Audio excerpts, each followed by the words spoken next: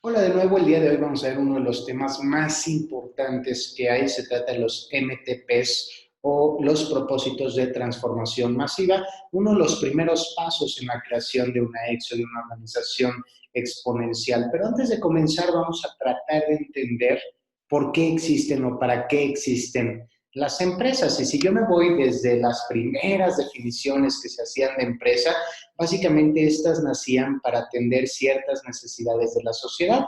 Identificaban un problema, entonces satisfacían una necesidad que tenía la sociedad y a cambio del riesgo que implicaba emprender, entonces van a recibir una retribución generalmente económica, por eso, por el riesgo, los esfuerzos y las inversiones de estos emprendedores o empresarios. En pocas palabras, lo que hacemos las empresas es identificar un problema y buscar la mejor forma de resolverlo.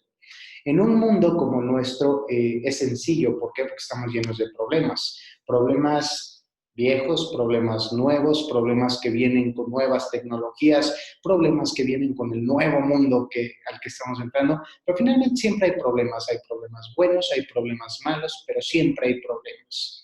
Y lo que hacemos es eso, es identificar un problema y buscar la mejor forma de solucionarlo.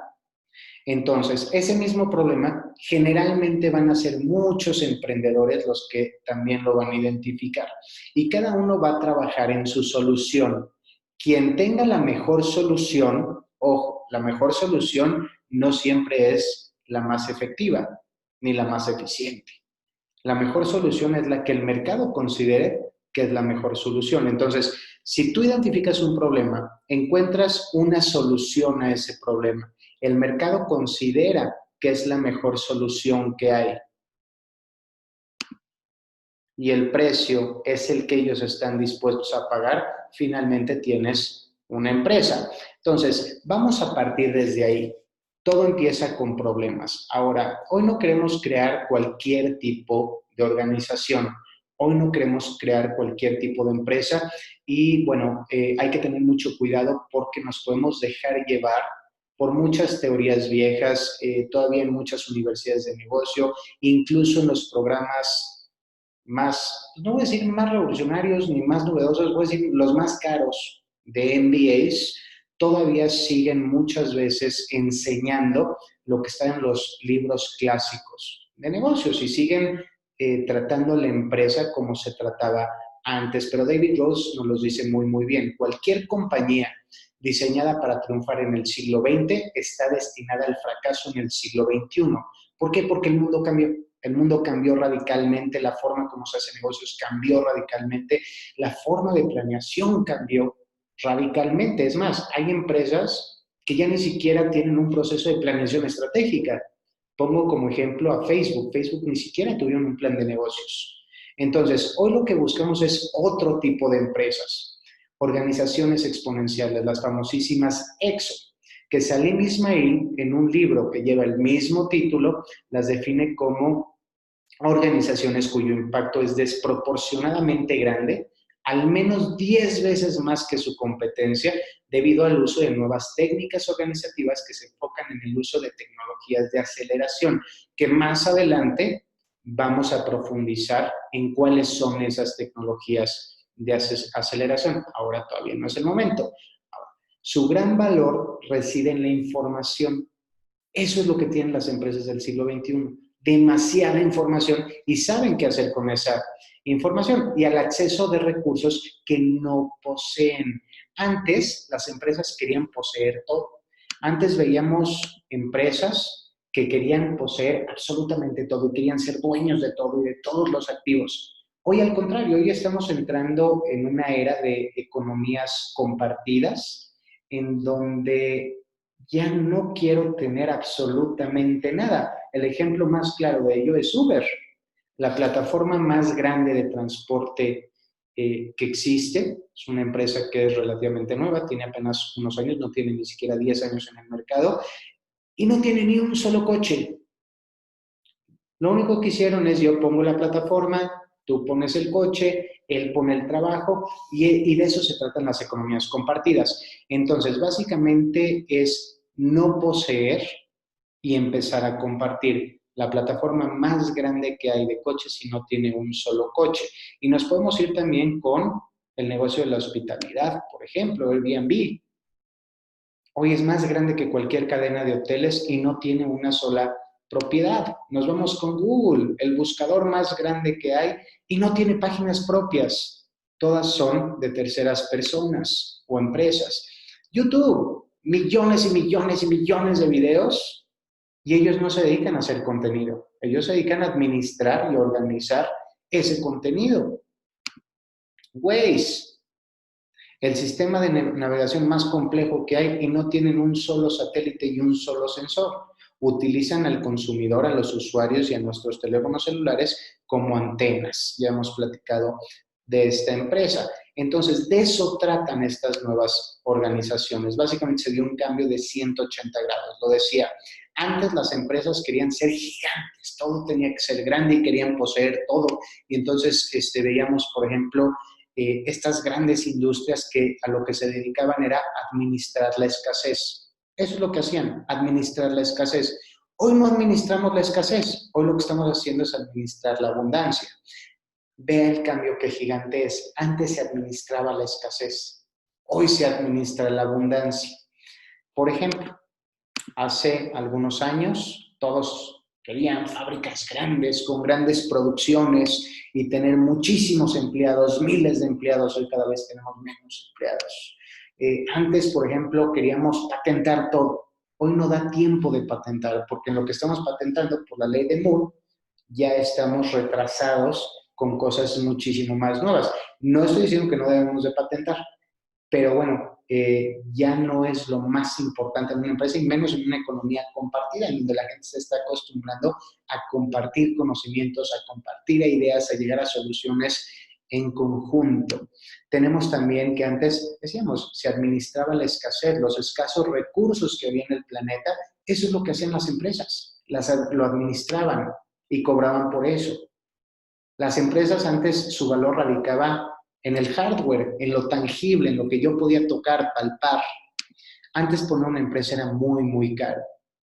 Ahora, todo esto ha ido cambiando. En la actualidad, por ejemplo, un negocio como Facebook empezó con 2 tipos y una computadora. Y lo mismo pasó con otra empresa que se llama Google, 2 tipos y una computadora. A lo mejor es un presagio para una empresa gigantesca, pero no se necesitaba más, no se necesitaron millones de dólares, no se necesitó un equipo grande, maquinaria de alta tecnología. Eran 2 tipos y una computadora. Y este era Facebook cuando nacía, y este era Facebook en 1999, no tanto tiempo atrás. Este era todo Facebook. Esta foto que ves, la de fin de año de todo Facebook. Entonces, si usted se da cuenta, no se necesita ya tanta gente como se necesitaba antes en una industria. Estamos automatizando ya todos los procesos. Hoy no administramos hardware. Hoy lo que estamos haciendo es administrar software. Hoy todas las empresas se tienen que convertir en empresas de software, de información. Antes poner una empresa, decíamos, era muy, muy, muy caro. Poner una empresa informática en Silicon Valley, hace no mucho, hace 10 años costaba cerca de 15 millones de dólares. Hoy cuesta $10,000. De 15 millones de dólares a $10,000. Todo eso está siendo más barato. Lo vemos, por ejemplo, las impresoras 3D. Las impresoras 3D hace algunos años costaban $40,000. Hoy cuestan $100. De hecho, me parece que una de estas marcas de juguetes ya tiene una impresora 3D para niños. Entonces, cada vez es más accesible todo, cada vez es más fácil hacerlo, cada vez es más barato hacerlo. Y antes éramos muy celosos con las patentes. Hoy estamos llegando a soluciones conjuntas. Hoy estamos trabajando con crowdsourcing. ¿Qué es crowdsourcing? Es colaboración de audiencias, es una colaboración abierta. Pongo un ejemplo, hace poco veía un programa en Netflix, la verdad no me gustó mucho, no me gustan este tipo de programas, se llama Diagnóstico Casos sin Resolver, son casos médicos muy extremos y básicamente no se encontraba un diagnóstico para estos pacientes y lo que hace esta doctora, si no estoy mal, ella era asesora de los guionistas del programa Doctor House. Lo que hace ella es poner el caso en una red abierta, de colaboración abierta, para que gente de todo el mundo empiece a dar soluciones. ¿Y a qué llegaron con esto? Empiezan a encontrar solución a estos casos. Y es lo que está pasando, por ejemplo, con X-Prize. ¿Qué son los X-Prize? Es la forma como Peter Diamandis quiere encontrar solución a los problemas más importantes del mundo. ¿Qué es lo que él decía?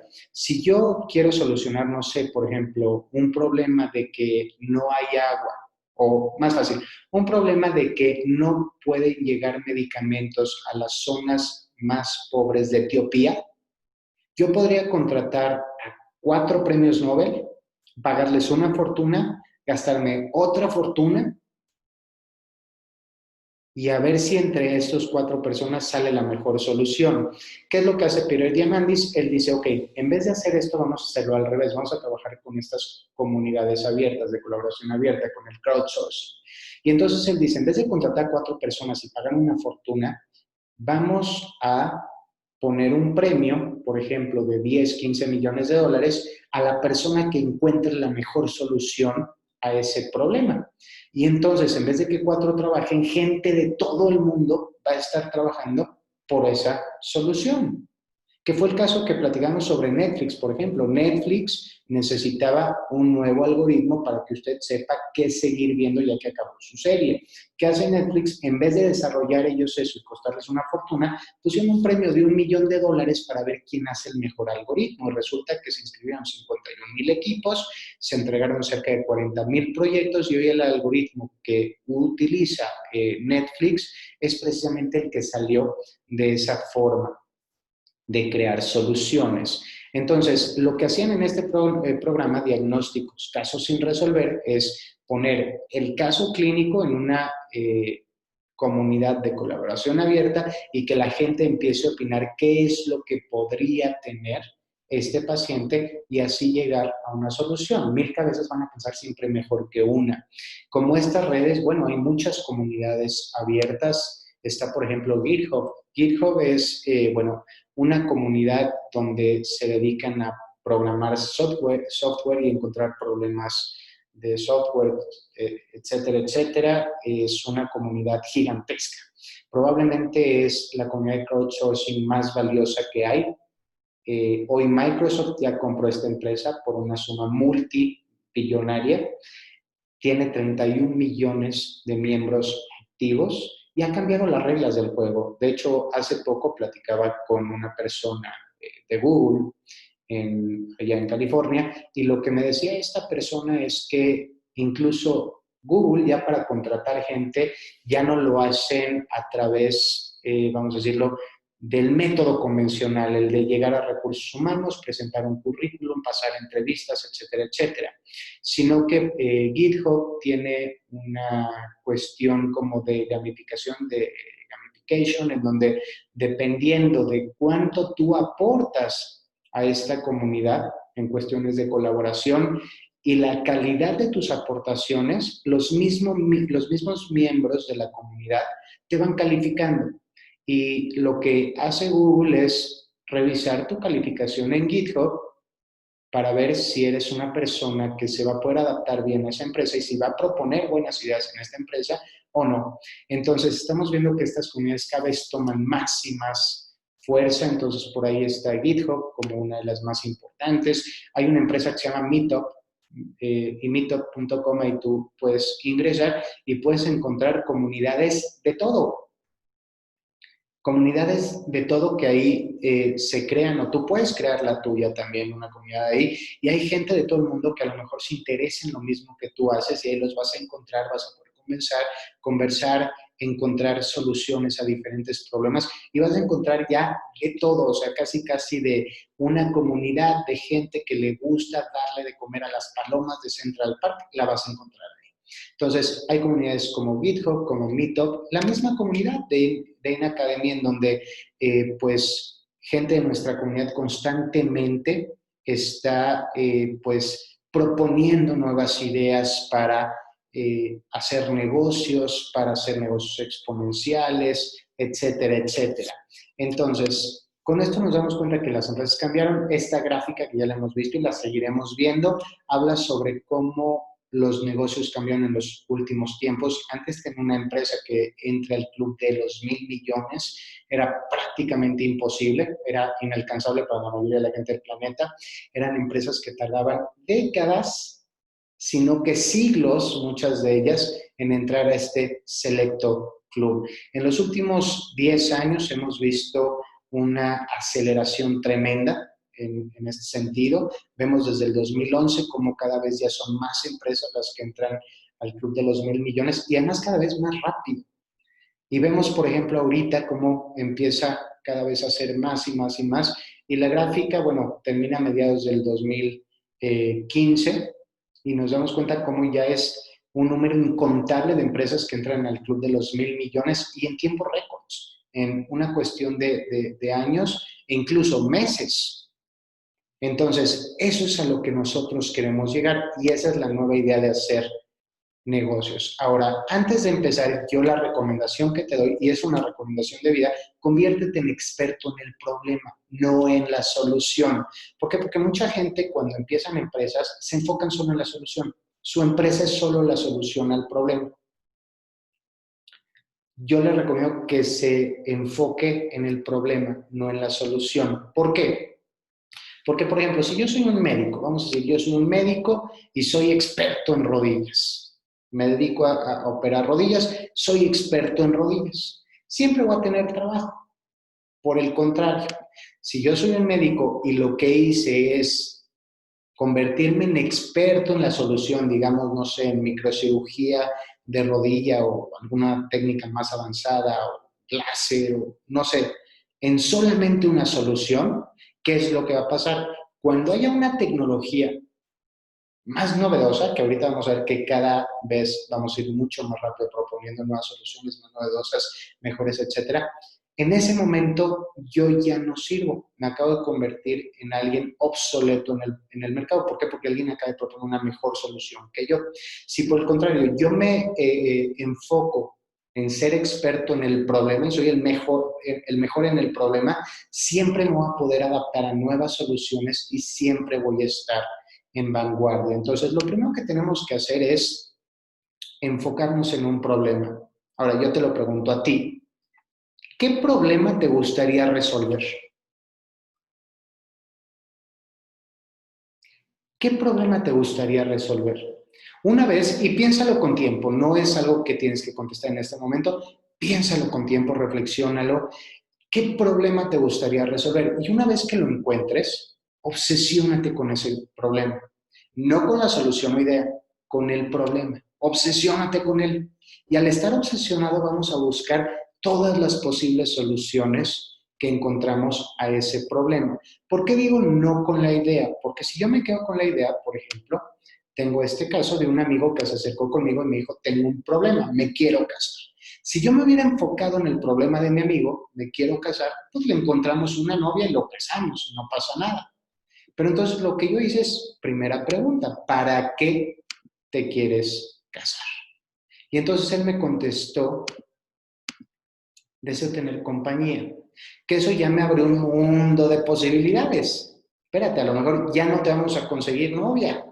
¿Por qué? Porque tu problema real no es me quiero casar. El problema es que tú deseas tener compañía. Entonces, cuando nosotros nos obsesionamos con el problema, vamos a encontrar tantas opciones alrededor. Y entonces, por ejemplo, vamos a empezar a proponerle, por ejemplo, cómprate un perro, vuélvete Boy Scout, colabora en una comunidad abierta, inscríbete a un gimnasio, únete a un club de lectura, ven a uno de los eventos de In Academy. Entonces, ahí vas a encontrar compañía. No te tienes que casar. Ahora, una vez que nosotros tenemos ese problema y nos empezamos a obsesionar con el problema, ahora sí, vamos a trabajar en lo que es nuestro propósito de transformación masiva. El propósito de transformación masiva no es una simple misión, es algo mucho más grande. Es un paradigma aspiracional que intenta resolver un problema global. Repito, no es la misión es qué hacemos. El MTP es un paradigma aspiracional que intenta resolver un problema global. Tiene que ser masivo, es decir, grande y aspiracional. Tiene que ser transformador. Tiene que causar una significativa transformación en una industria, comunidad o incluso en todo el planeta.